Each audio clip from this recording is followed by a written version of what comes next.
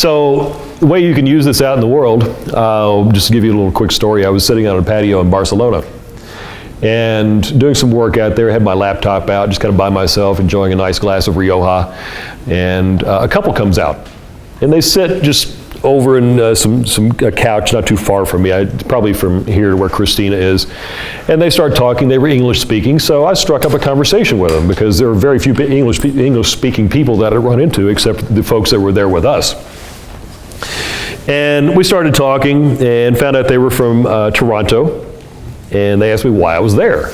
I said, well, we're doing hypnosis training this week. Really? That's intriguing. So, it was one of the two responses. The woman goes, so what do you use that for? I said, well, back in Nashville, I help people quit smoking and release weight and get rid of fears and phobias and stress and anxiety and, just da-da-da-da-da-da. And she said, wait a minute, fears? I said, yeah. What kind of fears can you help with? I said, oh, what do you got? She said, well, can you help with the fear of flying? I'm like, oh, that's easy. Now, by doing that, I've put a frame around it, right? There you go, yeah, but it'd probably take 3 or 4 sessions. No, it's easy. Really? Yeah. You think you can help me? Yes. Well, what do you usually charge for that? He said, well, if you're in my office in Nashville, I charge $350, but it's a beautiful night. We're sitting on the Mediterranean Ocean. You buy me another glass of Rioja, and I'll do it for you. I can't pass that up. I said, well, go ahead and order it then, because I always get paid up front.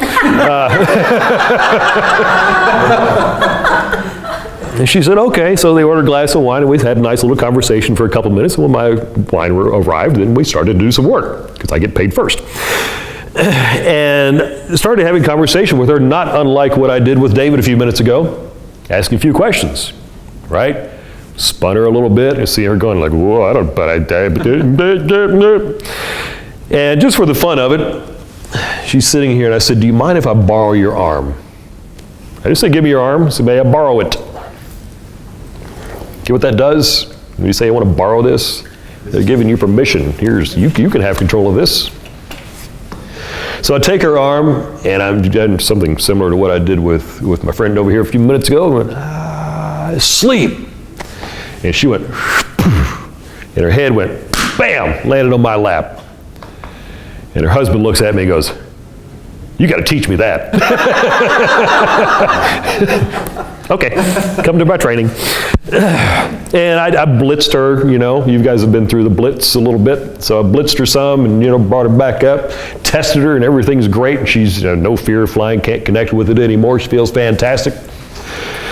They go about their way, and I don't hear from them the rest of the evening. I know they're flying out the next day. And the next evening, I get an email. In fact, I still have it saved in my Gmail account. This woman sent me an email. She said, I just wanted to thank you. That was the best glass of wine I've ever purchased. I didn't even realize I wasn't afraid of flying until we were actually over Canada.